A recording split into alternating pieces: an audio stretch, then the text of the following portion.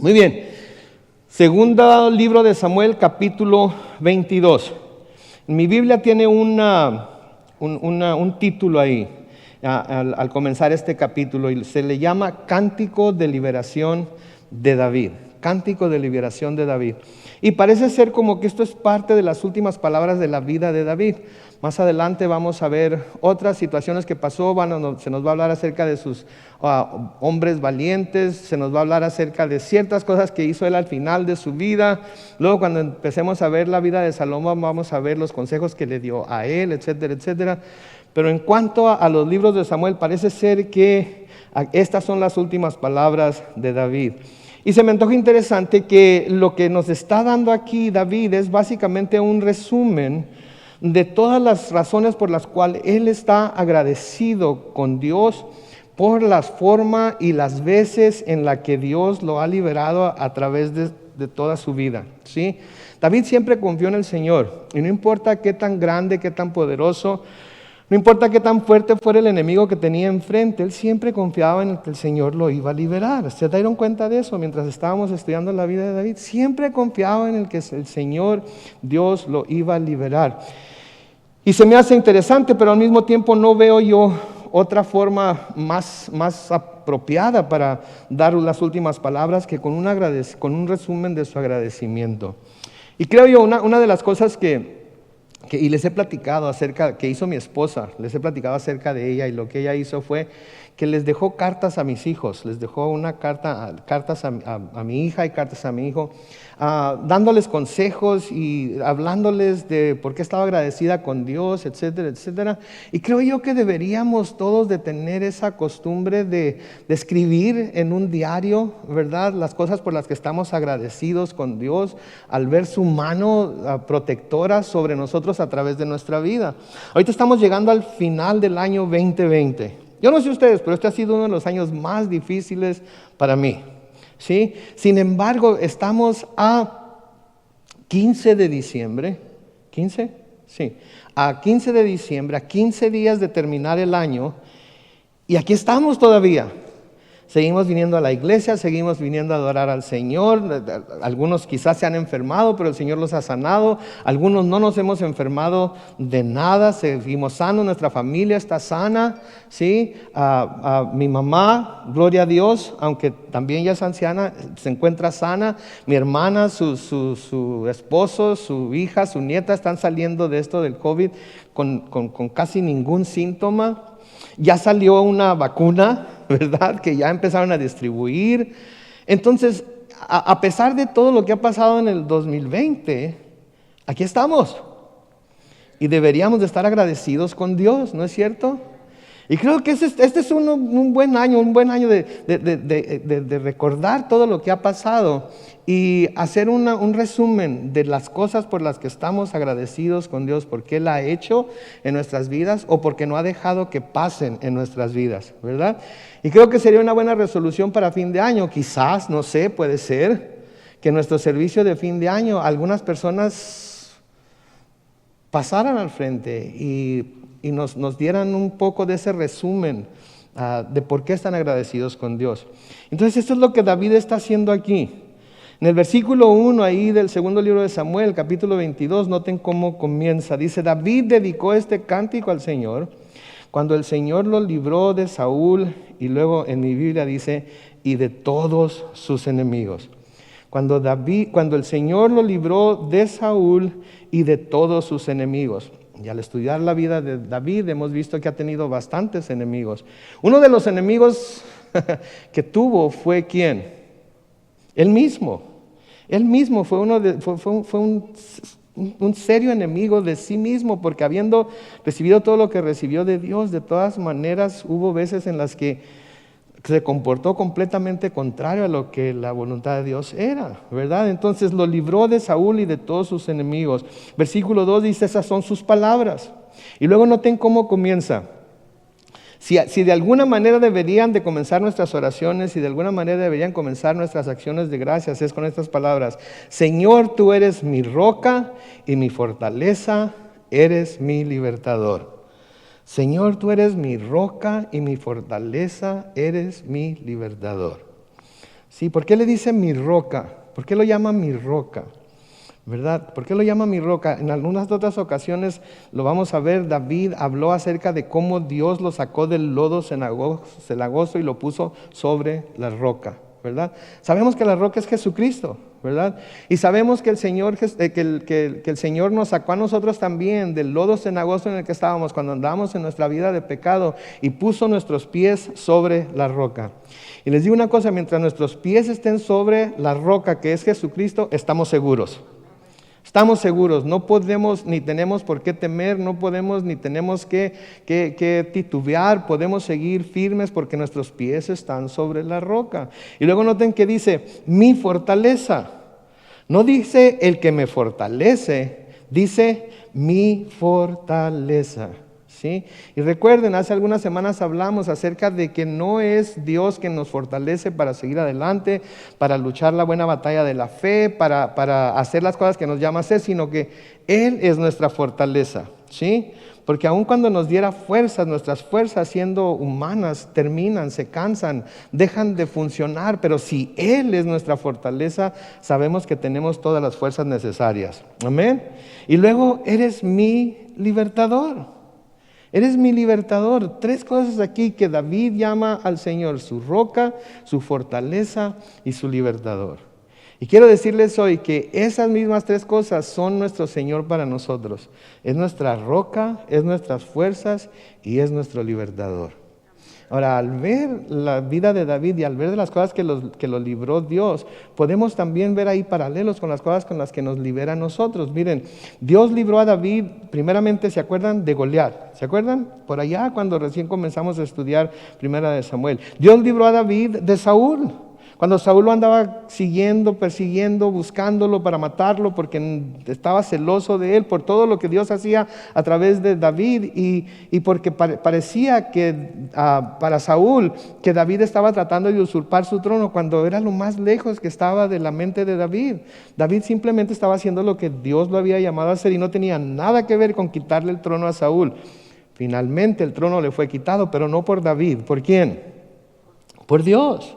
Por Dios. Dios libró a David de los enemigos de Israel. ¿Se acuerdan lo que cantaban las doncellas en Israel? Saúl venció a sus 1000, pero David a sus 10,000, ¿verdad? Y no fue David, fue el ejército de Israel, David al frente, pero finalmente ¿quién fue? Fue Dios. Dios libró a David de su propio hijo Absalón, lo estudiamos hace muy poco. Dios libró a David de Absalón. Y Dios libró a David de sus propias pasiones pecaminosas. ¿Sí? Dios libró a David de sus propias pasiones pecaminosas. Porque a pesar de que lo que David hizo merecía castigo por la gracia de Dios, y al pedirle él perdón a Dios, Dios le perdonó, se supo perdonado y pudo seguir adelante con la misión que Dios le había dado. Gran enseñanza para nosotros, gran esperanza para nosotros. Sí, porque a menudo cuando caemos, cuando tropezamos, lo que tenemos la tendencia a hacer es apartarnos. Y Dios no quiere que nos apartemos. Dios quiere que seamos sinceros con Él, que le hablemos con la verdad, porque Él ya sabe, de todas maneras, lo que hicimos o dejamos de hacer. Y si vamos a Él y confesamos nuestros pecados, Él es fiel y justo para perdonarnos nuestros pecados y limpiarnos de toda maldad. Entonces, Dios es nuestro libertador. Él nos trae la libertad, pero no nos trae la libertad como la libertad que el mundo conoce. Nos trae la verdadera libertad. Sí, la libertad de tener las garras del mundo clavadas en nuestros cuerpos, la libertad de saber nuestros pecados perdonados, la libertad de entender y creer con todo nuestro corazón que nuestro destino final es el cielo y estar con Él. Todo eso nos libera de muchas cosas como vamos a ver ahorita. ¿Sí? Y nos libera de las cosas que tienen esclavizadas al mundo. En el Salmo 34, los versículos 4 al 6, noten lo que dice ahí. Busqué al Señor y Él me escuchó. ¿Y qué? Me libró de todos mis temores. Los que a Él acuden irradian alegría o irradian, según lo quiera pronunciar usted. No tienen por qué esconder su rostro. Este pobre clamó y el Señor lo oyó y lo libró de todas sus angustias. Si noten ahí, Si noten ahí, lo libró primero de todos sus temores. ¿Sí? Lo libró de todos sus temores. No quiere decir que aquellas cosas a las que le tenía temor no las tuvo que enfrentar. A veces tenemos que enfrentar a las cosas que le tenemos temor, ¿verdad? Pero si las enfrentamos con la seguridad de que el Señor es nuestra roca, si las enfrentamos con la seguridad de que el Señor es nuestras fuerzas y que Él es nuestro libertador, no vamos a enfrentarlos con el estado de mente, con el pensamiento de que aun cuando tengamos que enfrentarnos a esos temores, vamos a poder vencer esos temores. Vamos a tener que enfrentar angustias, pero aun cuando nos tengamos que enfrentar a esas angustias, de todas maneras el Señor nos va a librar de ellas. Y a veces nos va a librar en ellas, porque a veces vamos a tener que pasar por tiempos de angustia, ¿no es cierto? Vamos a tener que pasar por tiempos de angustia, pero si Él está con nosotros, vamos a poder salir adelante. Ahora, como seres humanos a menudo solo podemos ver la libertad de la cual Dios nos hace partícipes solamente en términos terrenales, porque somos seres humanos. Somos seres humanos, entonces vemos la libertad que Dios nos da, pero solamente en términos terrenales. Dios, por ejemplo, nos libera de las angustias, ¿sí? Algo terrenal. Dios nos libera de las aflicciones, algo terrenal. Dios nos libera de las persecuciones, si tuviéramos que llegar a pasar por persecuciones, que a menudo las tenemos que pasar, pero quizás no al grado que muchos otros lugares, pero las tenemos que pasar. Dios nos libera de enfermedades. Dios nos libera de problemas financieros. Y podría seguir hablando de diferentes cosas de las que Dios nos libera, que son todas terrenales, ¿sí? Son todas terrenales. Pero hay otras cosas de las cuales Dios nos ha liberado y nos sigue liberando por medio de Jesucristo, que tenían y podrían traer consecuencias mucho más graves a nuestra vida. ¿Sabían ustedes? Más que las aflicciones, más que las persecuciones, sí, más que las enfermedades, más que los problemas financieros. Hay otras cosas de las cuales nos ha liberado Dios que podrían traer consecuencias muy serias, muy graves a nuestra vida, ¿sí? Quiero enumerarles algunas de ellas, pero no quiero dárselas así como que esta es una lista que yo compuse. Quiero que veamos en las Escrituras mismas aquellas cosas de las que el Señor nos ha liberado por medio de Jesucristo. Porque no quiero ser yo el que hable, quiero que las Escrituras nos hablen y quiero que el Espíritu Santo nos recuerde de estas cosas y las grabe en nuestro corazón para que sepamos de todas las cosas que hemos sido liberados por Jesucristo. Porque si nos concentramos nada más en las cosas terrenales, nos va a liberar en una ocasión, pero luego vamos a volver a caer en otra situación, ¿verdad? Pero si nos ponemos a pensar en términos espirituales y en términos eternos, entonces vamos a poder apreciar en realidad el poder de nuestro Dios. Entonces, por ejemplo, en Romanos capítulo 6, los versículos 5 al 7, Romanos 6, versículos 5 al 7, Pablo escribe: porque si nos hemos unido a Cristo en su muerte, así también nos uniremos a Él en su resurrección, ¿sí? Ahora, piensen, estamos hablando de cosas espirituales aquí, ¿ok? Y lo que Pablo nos va a decir es que todos en Cristo, porque estamos en Cristo, morimos con Él. Pero también está diciendo que así como Cristo resucitó, nosotros también hemos resucitado. Este es el concepto que está presentando Pablo aquí. Versículo 6 dice: sabemos que nuestro antiguo yo fue crucificado juntamente con Él, para que el cuerpo del pecado sea destruido, a fin de que no sirvamos más al pecado. Entiendan esto: en Cristo nosotros fuimos crucificados con Él, ¿sí? Nosotros fuimos crucificados con Él. El antiguo yo fue crucificado juntamente con Él, para que el cuerpo del pecado al que yo estaba sujeto, al que yo estaba por el que yo estaba esclavizado, fuera destruido, a fin de que ya no sirva yo más al pecado. Noten el versículo 7: porque el que ha muerto ha sido ¿qué?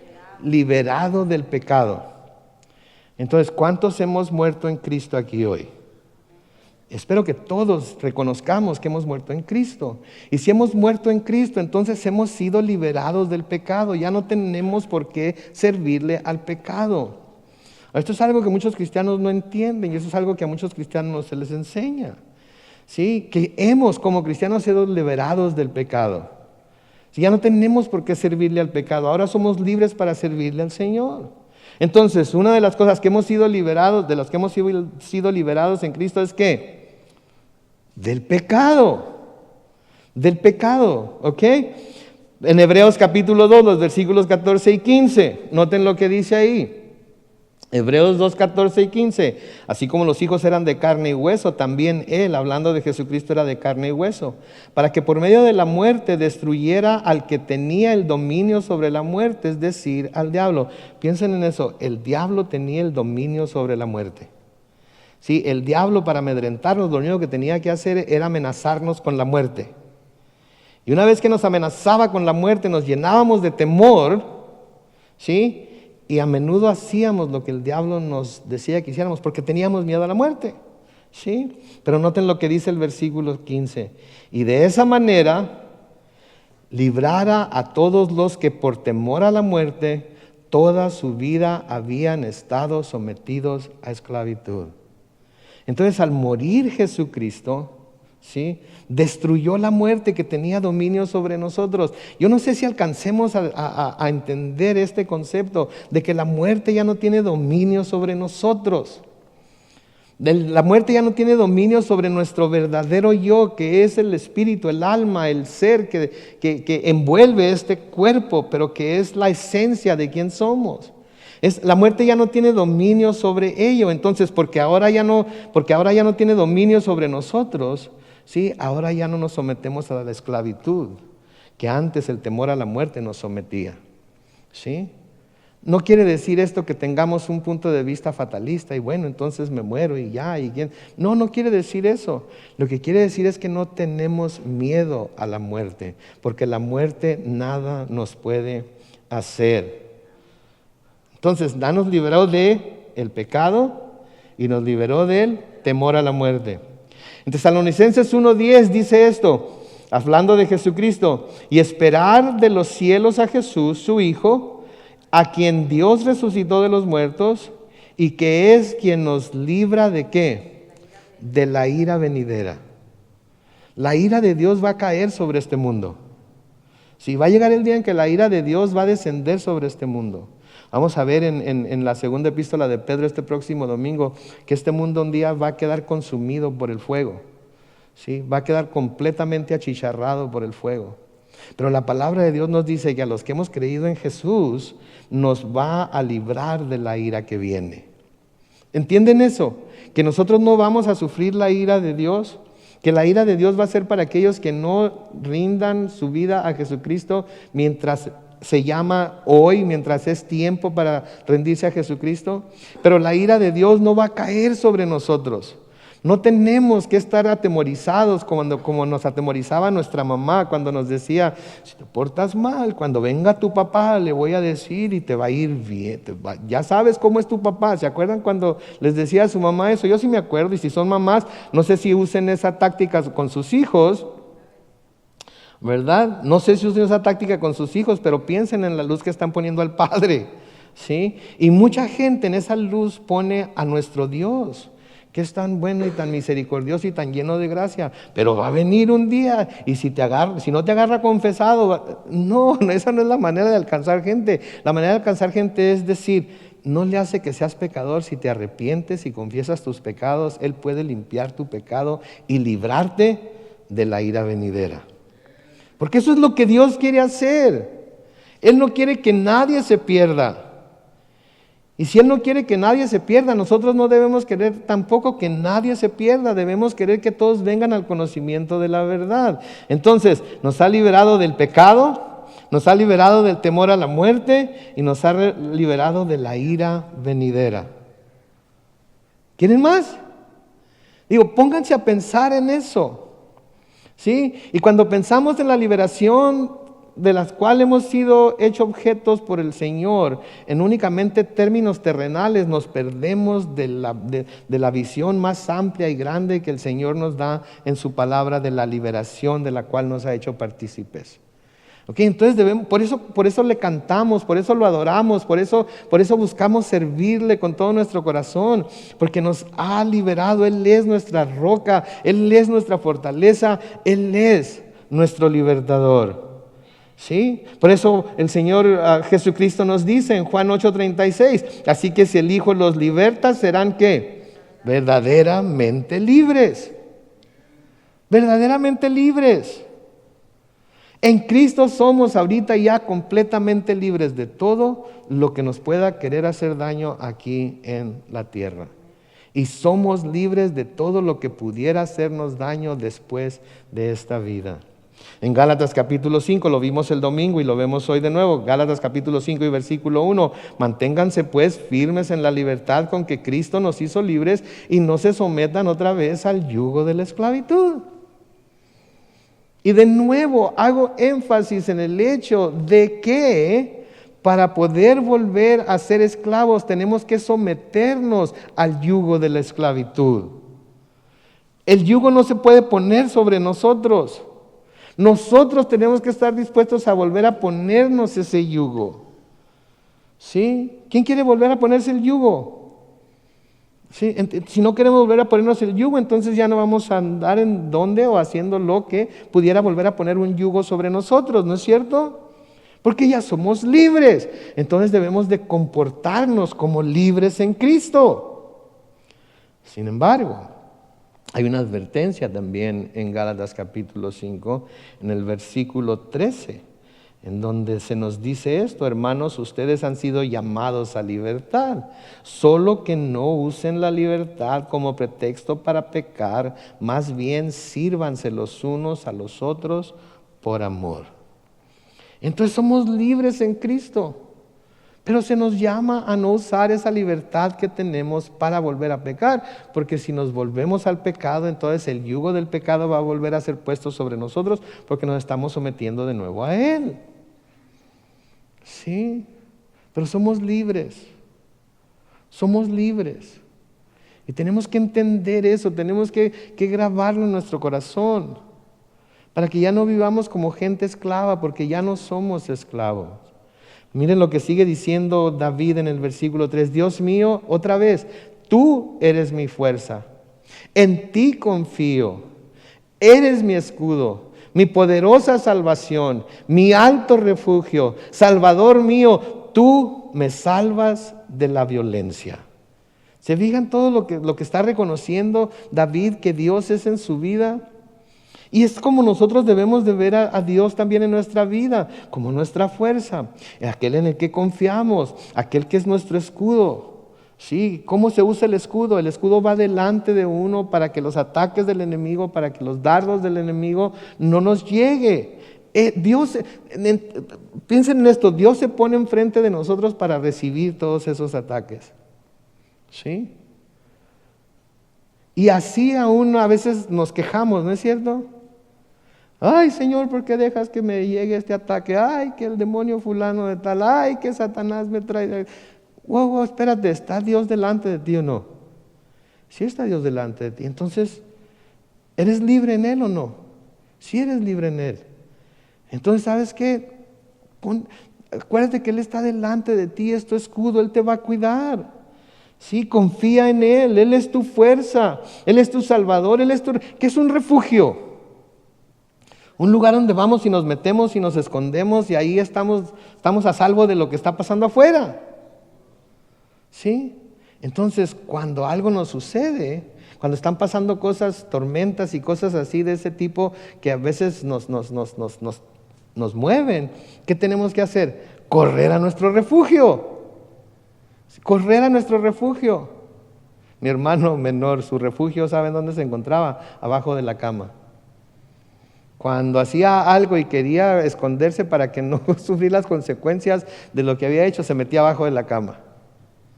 Y ahí nadie lo encontraba. ¿Y dónde está? ¿Y dónde está? ¿Y dónde está? Nadie lo encontraba. ¿Saben qué? Nosotros, así como mi hermano menor, tenemos que correr a nuestro Señor y escondernos en nuestro refugio.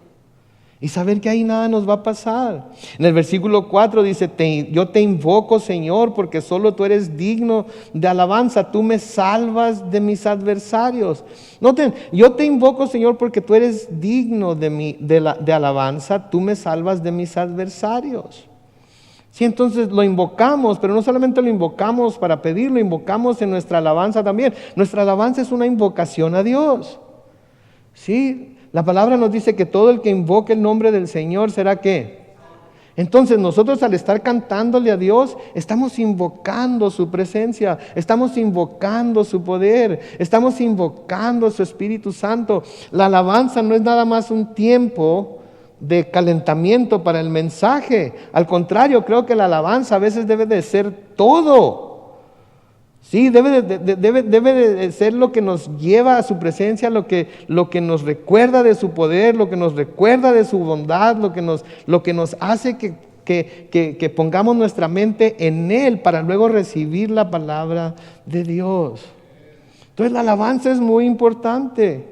Versículo 5, los lazos de la muerte me rodearon.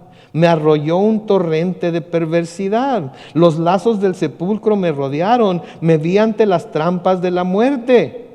Pero en mi angustia, Señor, a ti clamé, a ti, mi Dios, pedí ayuda. Y desde tu templo me escuchaste, mis gemidos llegaron a tus oídos. Noten, la muerte lo atacó. El sepulcro lo atacó. Querían jalarlo, querían llevárselo, querían acabar con él. Pero él, ¿qué hizo? Clamó a Dios. ¿Por qué? Porque Dios es el que lo podía librar de la muerte. Y sí nos puede librar de la muerte física, si esa es su voluntad. Pero en Cristo nos ha librado de los efectos permanentes de la muerte. Porque la muerte física no es la muerte, mis hermanos. La verdadera muerte es una separación de Dios para toda la eternidad. Esa es la verdadera muerte. Y de esa muerte hemos sido liberados por el Señor. Sí, versículo 7 de nuevo, pero en mi angustia, Señor, a ti clamé, a ti, mi Dios, pedí ayuda, y desde tu templo me escuchaste, mis gemidos llegaron a tus oídos. ¿De qué nos habla esto? Nos habla de que David sabía que el Señor lo oía cuando clamaba a él. Sabía que el Señor lo oía cuando clamaba a él. Muchos de los salmos de David hablan acerca de esto, y nosotros también sabemos que el Señor nos oye siempre, ¿no es cierto? El Señor nos oye siempre. Entonces, si nos oye siempre, cuando oramos podemos estar seguros de que nos oyó. ¿Sí? Nos oyó. Y si nos oyó, Él va a responder a nuestras oraciones. Pero les digo algo, a veces no responde como nosotros queremos que responda. Sí, David clamó por mucho tiempo por la persecución de Saúl. Y el Señor de todas maneras permitió que anduviera huyendo por 15 años de Saúl. Ok, entonces a menudo el Señor nos oye, y no es que no nos haga caso, sino que es que a través de la prueba por la que estamos pasando, Él está tratando de mostrar su poder para con nosotros, su cuidado de nosotros. A pesar de que el Señor no liberó a David inmediatamente de Saúl, ¿lo cuidó de Saúl? Claro que sí. Lo cuidó en medio de la persecución, en medio de la aflicción. Lo cuidó, estuvo con él, no lo desamparó, no lo dejó nunca. Entonces nosotros también podemos tener esa seguridad. Sí, en el Salmo 40, los versículos 1 al 3, dice: yo puse mi esperanza en el Señor, y Él inclinó su oído y escuchó mi clamor. Me sacó del hoyo de la desesperación, me rescató del cieno pantanoso, y plantó mis pies sobre una roca. Me hizo caminar con paso firme, puso en mis labios un nuevo canto, un canto de alabanza a nuestro Dios. Y luego noten lo que dice al final del versículo 3. Muchos vieron esto y temieron y pusieron su esperanza en el Señor. Ahora, ¿no es eso lo que queremos? ¿No es eso lo que queremos? ¿No queremos que el mundo vea nuestra vida, nuestro comportamiento, la forma en la que enfrentamos nuestros problemas, aflicciones, que lo vean y que a través del testimonio que damos, ellos también tengan temor de Dios, ellos también pongan su esperanza en Dios? A menudo cuando alguien se enferma, cuando alguien está pasando por aflicción y nosotros hemos pasado por algo similar, ¿qué les decimos? Yo cuando estaba en tu lugar, yo clamé a Dios, yo me puse a ayunar, me puse a orar y el Señor me liberó. Tú también hazlo. ¿Saben lo abiertos que están para recibir ese tipo de palabra cuando la gente está pasando por aflicción, cuando la gente está pasando por dificultades en sus vidas? Está completamente abierta. Gente que nunca había querido que se orara por ella, gente que nunca había querido oír el mensaje, está abierta a escucharlo. ¿Por qué? Porque está desesperada, así como nosotros estuvimos desesperados alguna vez. Y lo escuchan. Ahora, nos aprovechamos de que lo escuchan y dejamos que el Espíritu Santo obre en sus corazones. Pero lo escuchan. Sí, nosotros creemos que Dios nos oye cuando clamamos a Él. Y por eso nos damos a la tarea de buscar su rostro en oración cuando estamos pasando por situaciones como estas. El Señor le agrada cuando sus hijos van a Él en oración para presentar sus peticiones, para presentar sus necesidades. Sí, le agrada. No lo enfadamos. Sí, no es como esos papás que cuando sus hijos se les quieren acercar, a lo mejor están cansados, o a lo mejor no tienen tiempo, o a lo mejor están muy ocupados o preocupados. No, Él siempre está listo para recibirnos como sus hijos que somos. Y debemos aprovecharnos de ello. Y es más, el Señor nos habla de la importancia de la oración. ¿Sí? Y nos habla de cómo debemos orar con insistencia. Nos llama a persistir en ella. Nos llama a persistir en ella. ¿Se acuerdan de la viuda y el juez injusto? ¿Se acuerdan aquella viuda, aquel juez que el Señor contó esta parábola acerca de aquel juez que había en una ciudad que no tenía temor de Dios ni respetaba a nadie? En otras palabras, él era el que mandaba y nadie le iba a decir cómo tenía que actuar. Pero también nos dice que ahí en la ciudad donde estaba ese juez vivía también una viuda, sí, que acudía al juez y le pedía: hazme justicia contra mi adversario. Sí, por algún tiempo el juez no quiso atenderla, pero después se puso a pensar el juez: aunque no temo a Dios ni respeto a nadie, esta viuda me molesta tanto que voy a hacer lo que me pide, no sea que siga viniendo y me agote la paciencia. Qué cura el juez, ¿no? Yo no respeto a nadie, no le tengo temor a Dios, yo hago lo que a mí me da la gana, pero esta viuda ya me está cansando. Así es que, y luego noten, el juez podría haberle echado a la cárcel, el juez podría haberla corrido y no haberla dejado volver a entrar a su oficina. El juez pudo haber hecho muchas cosas, ¿no es cierto? Pero ¿qué decide hacer el juez? Para que no me canse la paciencia más, ya mejor voy a hacer lo que ella quiere. Qué curioso, ¿no se les hace algo? A mí se me hace algo curioso, porque el juez no tenía por qué responder, sin embargo lo hizo. Y en Lucas capítulo 18, en los versículos 6 al 8, noten lo que el Señor dice. Dijo entonces el Señor: presten atención a lo que dijo el juez injusto. ¿Acaso Dios no les hará justicia a sus elegidos, que de qué? Que día y noche claman a Él. ¿Se tardará en responderles? Versículo 8: yo les digo que sin tardanza les hará justicia. Y luego hace esta pregunta: pero cuando venga el Hijo del Hombre, ¿hallará fe en la tierra? Así nada más, una pregunta así aquí. Para el Señor Jesucristo, ¿cuál era la mejor señal de que había fe? ¿El estar en la iglesia cada domingo y cada martes? El estar en comunión los santos siempre, todo el tiempo. ¿En qué hallaba el Señor mayor señal de fe?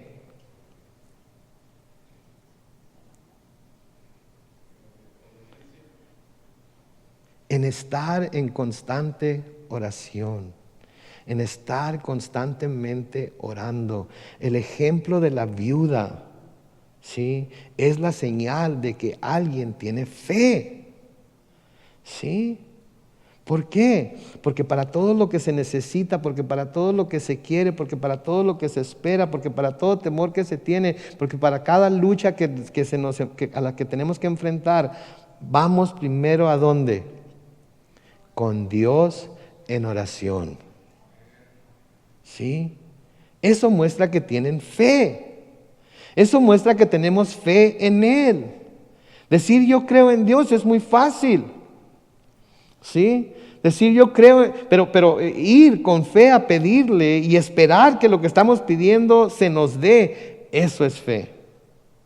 Eso es fe. ¿Sí? Entonces, la señal para el Señor de que va a haber fe cuando Él venga es el pueblo, su pueblo, clamando a Él en oración. ¿Sí? También en otra de las parábolas que dijo, ¿se acuerdan que habló acerca de aquel amigo que le llegó un visitante y fue a la casa de su vecino y le dijo, ¿sabes qué? Me llegó un visitante, no tengo nada que darle, préstame unos 3 panes, ¿verdad? Para darle de cenar o algo. ¿Sí?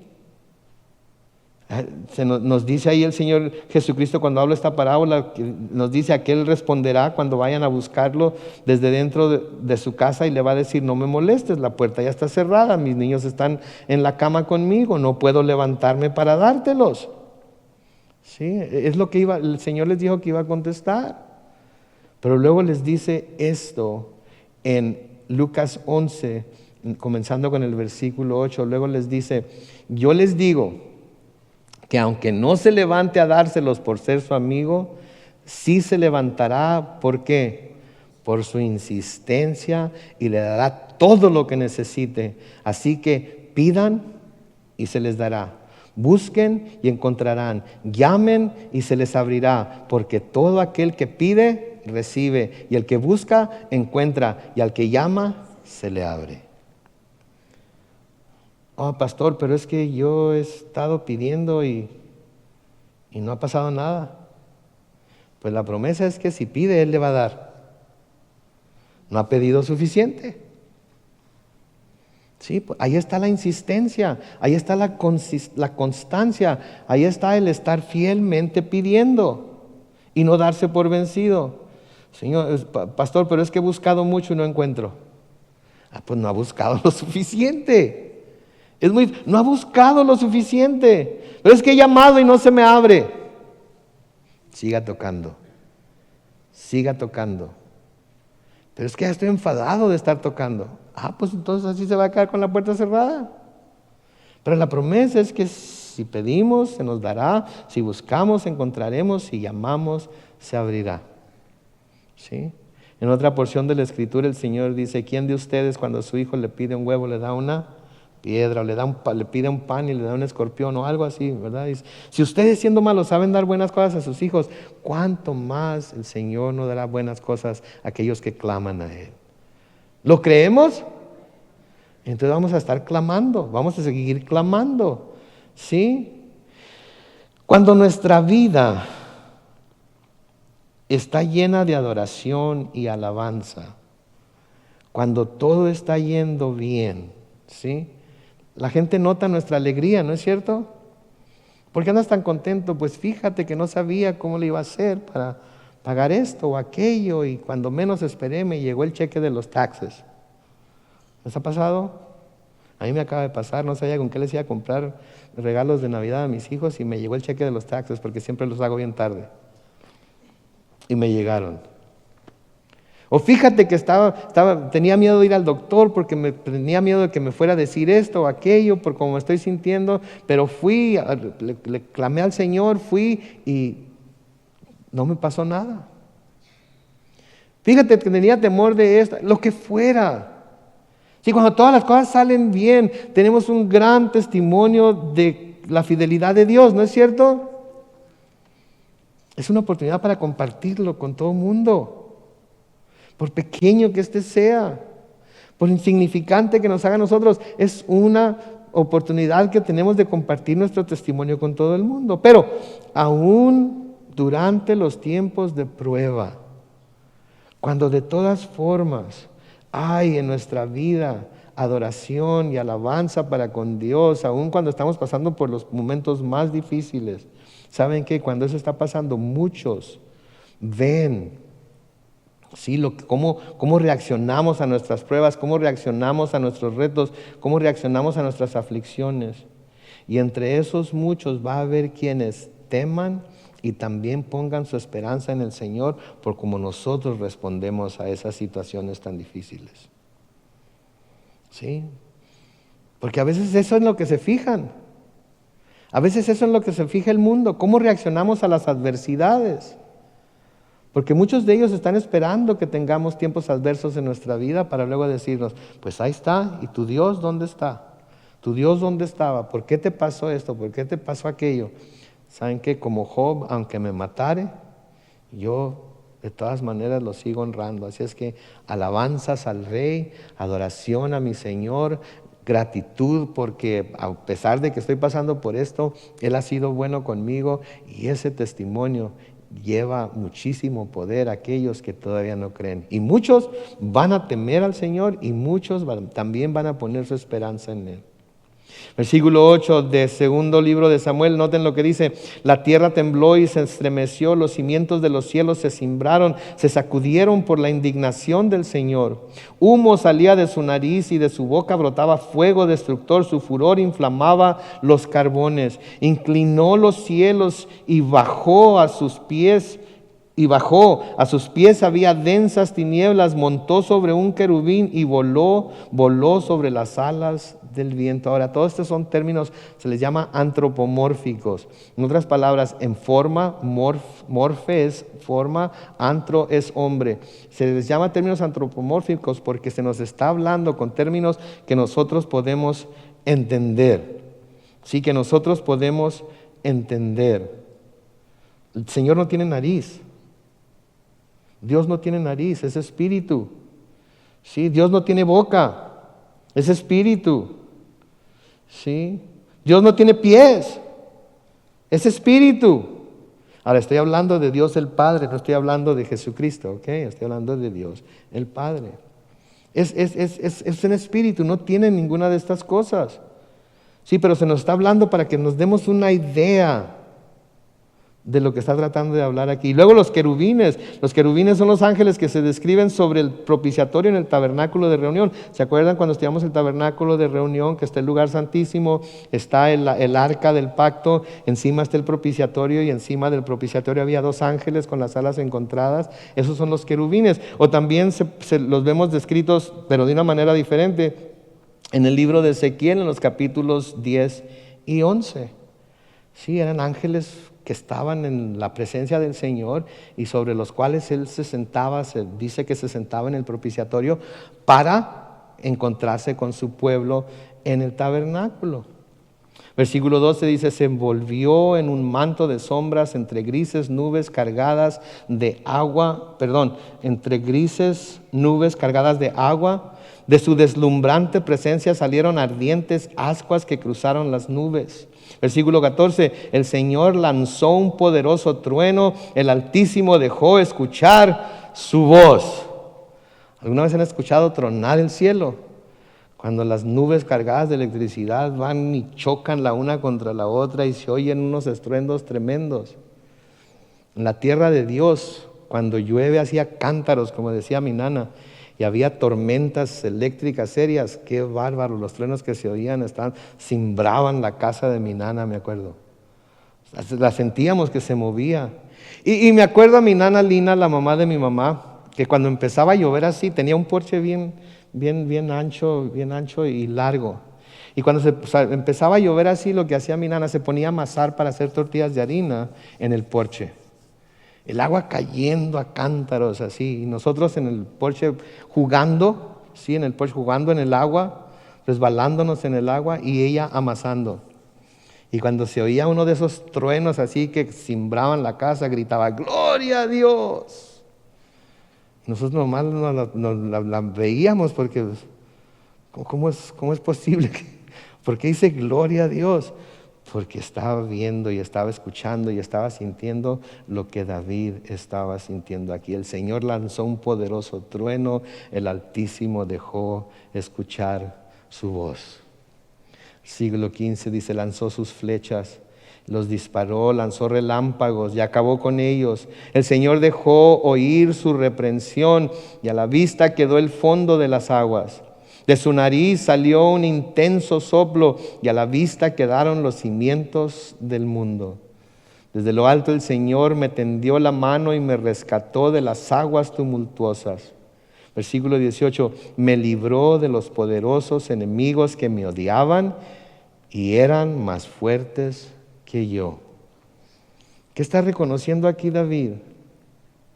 Que los enemigos que tenía eran más fuertes que él, así como dice ahí. Él reconocía que él era débil, delante de estos enemigos. Él reconocía que él no tenía las fuerzas para vencerlos. Él reconocía que aun cuando había hecho tan grandes hazañas y tenía un ejército que parecía que todas las podía, no era él, era el Señor. Era Dios. Sí, era Dios el que vencía a esos enemigos, porque él mismo reconoce que sus enemigos eran más fuertes que yo. Mis amigos y hermanos, quiero decirles una cosa aquí, los que nos están viendo en línea, nuestros enemigos son enemigos muy poderosos, y de hecho son más fuertes que nosotros, pero no tenemos que enfrentarnos nosotros solos a ellos. ¿Tenemos a quién? Tenemos a este Dios que David está describiendo aquí. Y porque tenemos a este Dios que David está describiendo aquí, no tenemos por qué temerlos. Y tenemos la promesa de la palabra también.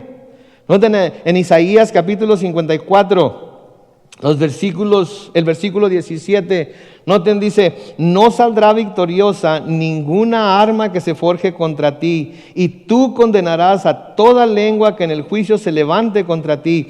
Esta es la herencia de quienes, los siervos del Señor. Tu salvación viene de mí, yo el Señor lo he hecho. Punto. ¿Sí? Y sí, va a haber quienes nos van a presentar acusaciones contra nosotros, principalmente, ¿saben quién? Satanás. ¿De veras vas a dejar entrar a este aquí, al cielo? ¿Lo vas a dejar entrar? ¿Me estás diciendo que lo vas a dejar entrar? ¿Qué no sabes todo lo que hizo? ¿Qué no sabes todos los pecados que cometió? ¿Qué no sabes que...? Y el abogado defensor se va a poner enfrente y va a decir: sí, todo eso es cierto acerca de él, pero yo pagué por ello. Y porque él pagó por ello, Satanás no va a tener nada que pueda hacer. No, va a ver con la cola entre las patas, va a vernos entrar al reino de los cielos, sabiendo que lo que sigue es que él y todos sus ángeles van a ser echados al infierno. Porque no va a haber ninguna arma que se forje contra nosotros. Porque la salvación viene de Dios. Él es el que nos ha dado esa salvación y no hay quien nos las pueda quitar.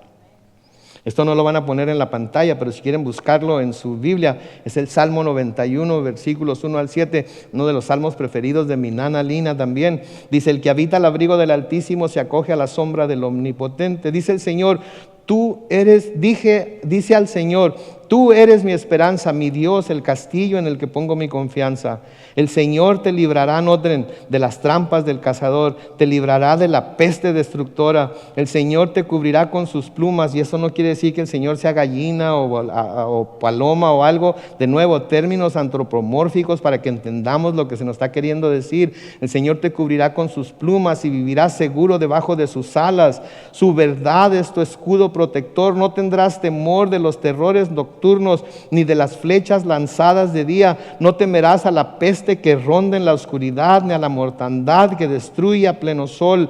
A tu izquierda caerán 1000 y a tu diestra caerán 10,000, pero a ti no te alcanzará la mortandad. Estamos en tiempo de mortandad, ¿no es cierto? Estamos en tiempo de peste destructora. ¿Sí? Sin embargo, la promesa es que ninguna de estas cosas nos va a tocar por ser hijos de Dios. Bueno, ¿y qué tal todos los cristianos que se han enfermado? Es que no es todo el Salmo. ¿Sí? No es todo el Salmo. Si ustedes se acuerdan, este Salmo fue el mismo que usó Satanás para tentar a nuestro Señor Jesucristo. ¿Se acuerdan? Cuando lo llevó al pináculo del templo y le dijo: si eres el Hijo de Dios, aviéntate. Porque escrito está, y está escrito en este Salmo, que el Señor va a enviar a sus ángeles para que tu pie no tropiece sobre piedra. ¿Es cierto eso? Sí, está escrito. Pero ¿qué le dijo el Señor? También escrito está: no tentarás al Señor tu Dios. Yo sé que lo va a hacer, pero no lo voy a tentar. ¿Qué quiero decir con esto? Que solamente porque Él está prometiendo que estas cosas no nos van a tentar, no nos van a tocar. No quiere decir que no tenemos que tomar nosotros también las precauciones necesarias y que no vamos a ser prudentes para poder estar más seguros dentro de donde nos movemos y dentro de lo que está pasando. Entonces, ¿qué hacemos? Traemos nuestra cubrebocas, ¿sí? Que de nuevo les he dicho las últimas semanas, algunos dicen que funcionan, otros que no funcionan, unos que funcionan para otras, que esto les ayuda a no contaminar a otros, otros que esto les ayuda a no contaminar. Yo no sé, pero ¿saben qué? Si esas son las indicaciones que se nos están dando, seamos prudentes y tomémoslas, no tentemos al Señor. Porque nos puede mantener libres de la pandemia, sí. Pero ¿qué tal si nos escoge para irnos a su presencia por medio de la pandemia? Recuerden, el Señor a veces obra sobrenaturalmente dentro de lo natural. ¿Sí? Entonces no tenemos miedo. No tenemos miedo, pero tampoco tentamos a Dios. Porque si el Señor Jesucristo no lo tentó, nosotros seríamos muy necios en tentar al Señor. Pues yo voy a andar donde quiera y como quiera y me voy a meter en donde quiera y que digan lo que digan. No, hay que ser prudentes. Hay que ser prudentes. En Efesios capítulo 6, y tampoco lo van a poner en la pantalla, pero noten en Efesios capítulo 6, hablando de los enemigos que son más fuertes que nosotros, porque esto que estamos enfrentando es más fuerte que nosotros, ¿sí? Pero también en Efesios capítulo 6, en los versículos 10 al 13, Pablo les escribe a los efesios y les dice: por lo demás, hermanos míos, manténganse firmes en el Señor y en el poder de su fuerza. Revístanse de toda la armadura de Dios para que puedan hacer frente a las acechanzas del diablo.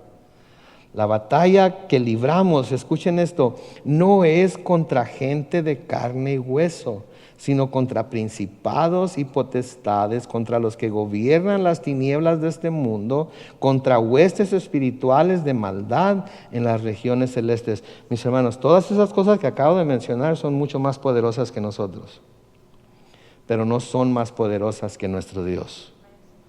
No son más poderosas que nuestro Dios. Y nos llama a ponernos toda la armadura de Dios, no para que vayamos a luchar en contra de ellos, sino para ser protegidos de ellos. ¿Sí? Para ser protegidos de ellos. Por eso dice en el versículo 13, por lo tanto echen mano de toda la armadura de Dios para que cuando llegue el día malo puedan resistir hasta el fin y permanecer firmes. Puedan resistir hasta el fin y permanecer firmes. Nos ponemos toda la armadura, ponemos el escudo delante de nosotros y el Satanás va a estar aventándonos con todo. Va a aparecer de esos monos que salen en la televisión que avientan así bolas de fuego, ¿verdad? Y nosotros bien cubiertos con la armadura del Señor, nuestro escudo enfrente, el escudo de la fe enfrente y nuestra espada bien agarrada, porque es la espada que es la palabra de Dios la que nos mantiene firmes ante los ataques del enemigo. ¿Sí? Entonces, sí, así como David dice aquí en el versículo 18, me libró de los poderosos enemigos que me odiaban y eran más fuertes que yo, así también el Señor nos libra de los poderosos enemigos que nos odian ahorita y que son más fuertes que nosotros. Y si Él nos libra y nos protege de esos enemigos, entonces no hay nada ni nadie que nos pueda apartar del amor de Dios. ¿Sí? Eso es lo que nos dice Pablo en Romanos capítulo 8. Noten Romanos capítulo 8, versículo 31. ¿Qué más podemos decir? Que si Dios está a nuestro favor, nadie podrá estar en contra de nosotros. ¿Qué podemos decir? Que si Dios está a nuestro favor, nadie podrá estar en contra de nosotros. En el versículo 35, Romanos 8, 35 al 37 dice, ¿qué podrá separarnos del amor de Cristo? Tribulación, angustia, persecución, hambre, desnudez, peligro, espada. Noten cómo aquí menciona puras cosas terrenales. ¿Se fijaron? Puras cosas que pueden pasarnos aquí en la tierra. Tribulación, angustia, persecución, hambre, desnudez, peligro, espada. Versículo 36 dice, como está escrito, por causa de ti siempre nos llevan a la muerte. Somos contados como ovejas de matadero. ¿Qué está diciendo aquí? Aquí lo que se nos está diciendo es que aun cuando tuviéramos que sufrir a causa de estas cosas, tribulación, angustia, persecución, hambre, desnudez, peligro, espada, aun cuando tuviéramos que sufrir a causa de estas cosas o cualquiera de estas cosas, versículo 37, sin embargo, en todo esto somos más que vencedores por medio de aquel que nos amó. ¿Escucharon eso? Aunque tuviéramos que pasar por ellas, porque a menudo se piensa que somos más que vencedores, lo que quiere decir es que las vamos a vencer a todas. Pero hay cristianos que no vencen esas cosas. Muchos cristianos a través de la historia han muerto a filo de espada. Muchos cristianos a través de la historia y todavía en nuestros días siguen siendo perseguidos, y siguen sufriendo tribulación y angustia por su fe. Muchos cristianos en nuestro mundo se están muriendo de hambre. Muchos cristianos en nuestro mundo están sufriendo de desnudez. Muchos cristianos en nuestro mundo se levantan cada día a un mundo lleno de peligro. Pero aun cuando tengan que pasar por todo ello, y aun cuando nosotros tuviéramos en algún momento dado que pasar por todo ello, con todo esto somos más que vencedores por medio de aquel que nos amó. Pero porque o nos libera de ello aquí en la tierra, o nos libera de ello llevándonos al cielo. Pero de una forma o de otra vamos a ser libres. Vamos a ser libres. ¿Sí? Versículo 38, noten, nos va a dar otra lista de cosas, pero ahora todo lo que nos va a dar en esta lista son cosas espirituales. Noten lo que dice, por favor, en el versículo 38 de Romanos 8. Por lo cual estoy seguro que ni la muerte, ni la vida, ni los ángeles, ni los principados, ni las potestades, ni lo presente, ni lo porvenir, ni lo alto, ni lo profundo, ni ninguna otra cosa creada nos podrá separar del amor que Dios nos ha mostrado en Cristo Jesús nuestro Señor. ¿Sí? La vida es algo espiritual, porque la vida no termina. Saben que todos vamos a ser eternos. Todo mundo va a vivir eternamente. Buenos y malos, impíos y santos. La única diferencia va a ser en dónde vamos a vivir eternamente. La muerte es espiritual también, porque la verdadera muerte no es la muerte física, es la muerte que se sufre cuando se está separado de Dios por toda la eternidad. Los ángeles, hay ángeles buenos y hay ángeles malos. ¿Sí? Los principados, las potestades, todo lo demás, todas las cosas, todos los enemigos espirituales que podamos tener, ninguno de ellos nos puede separar del amor que Dios nos ha mostrado en Cristo Jesús, nuestro Señor. Entonces, como David, podemos decir ahí en el versículo 18, me libró de los poderosos enemigos que me odiaban y eran más fuertes que yo. Porque nuestro Dios es más fuerte que ellos. Y porque Él es nuestra fortaleza, nosotros somos más que vencedores en Él. Pero de nuevo es en Él, no fuera de Él, es en Él. Por eso es tan importante que estemos en Él. No voy a dejar de decírselos antes de irme de esta tierra. Quiero que todos aquellos que escuchen mi voz sepan que todo esto es en Él. Para estar seguros de que vamos a donde se nos ha prometido que vamos. Oh my goodness, espero que hayan recibido esto que les estoy diciendo, porque es importantísimo para nosotros, para ver las cosas desde otra perspectiva, desde el lado espiritual y no solamente del lado terrenal, porque lo espiritual es para siempre. Para siempre. Todo aquí en esta tierra va a acabar. El domingo, ya me muero porque llegue el domingo, porque vamos a ver que todo aquí en esta tierra se va a acabar. Pero nosotros vamos a estar con el Señor en el cielo, porque nos ha liberado de la ira que viene. Amén. Vamos a orar.